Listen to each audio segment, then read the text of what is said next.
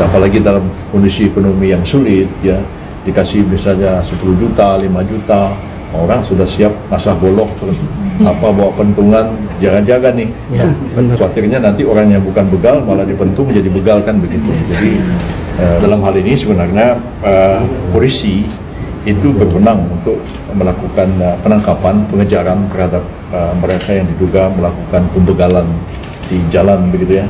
Dan masyarakat sebenarnya dapat memberikan laporan atau membantu polisi dalam menangkap begal ini. Kalau memang tidak ada polisi di situ, lalu orang membegal korban dan kemudian teriak orang kampung membantu menangkap, itu boleh saja dilakukan, tapi jangan kemudian main hakim sendiri. Itu yang harus dijaga ya.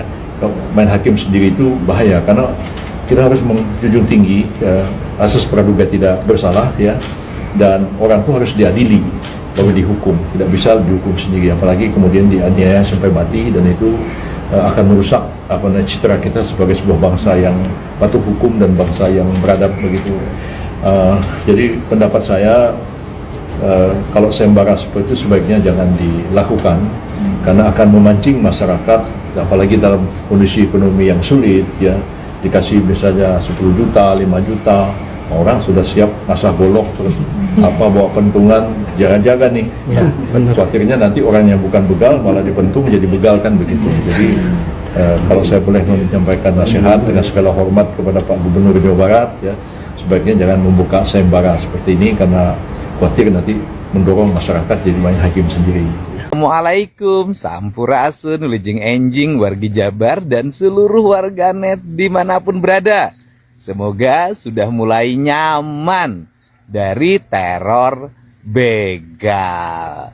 Saya menyampaikan terima kasih ya pada semua pihak yang memberikan otokritik terhadap sayembara tangkap begal, tangkap maling, tangkap copet, tangkap jamret, tangkap rampok, yang mengkhawatirkan: satu, main hakim sendiri; dua, lahirlah drama begal, pura-pura jadi begal padahal untuk mendapatkan sayembara.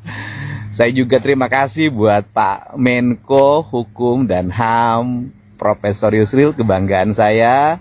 Saya sampaikan beberapa hal yang harus menjadi dasar alasan argumentatif dari sayembara ini. Yang pertama, bahwa sayembara ini justru untuk mencegah terjadinya upaya main hakim sendiri atau main hakim rame-rame yang berujung pada kematian. Karena selama ini ketika maling tertangkap cenderung dihakimi bahkan sampai meninggal. Saya banyak menangani masalah ini dan bisa dilihat dari tayangan media sosial yang saya miliki.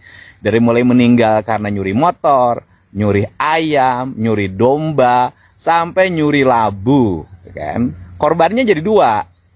Korbannya adalah malingnya dan yang menganiaya sampai meninggalnya, karena dua-duanya harus menghadapi hukuman. Kalau malingnya meninggal, ya dia menghadapi hukuman nanti di alam akhir.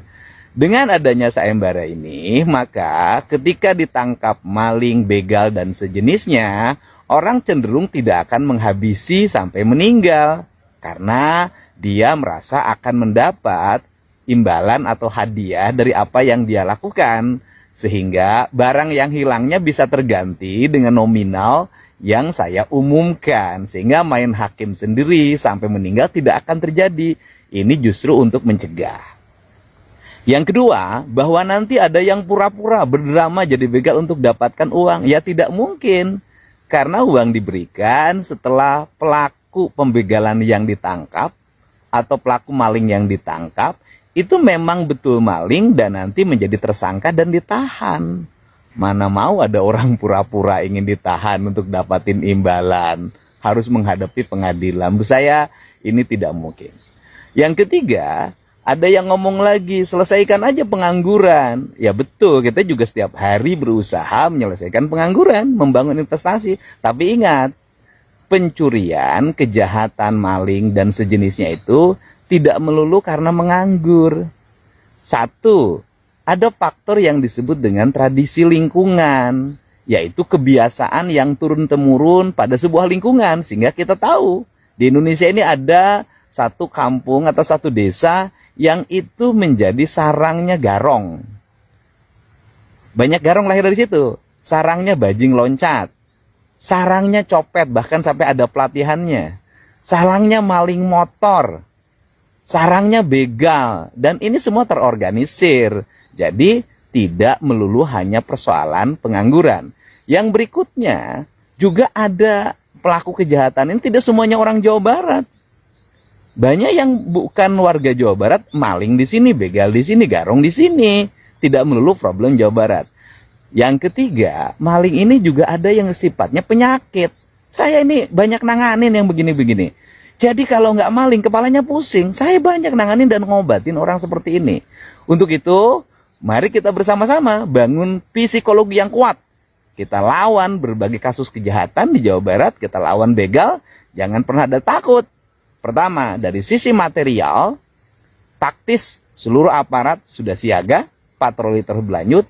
Yang kedua, dari sisi psikologi, harus ada rasa berani, tidak membuat rasa takut. Jangan begal yang menjadi berkuasa dan kemudian membuat rasa takut pikiran kita. Justru kita harus membuat begal takut sama kita. Terima kasih ya, salam untuk semuanya.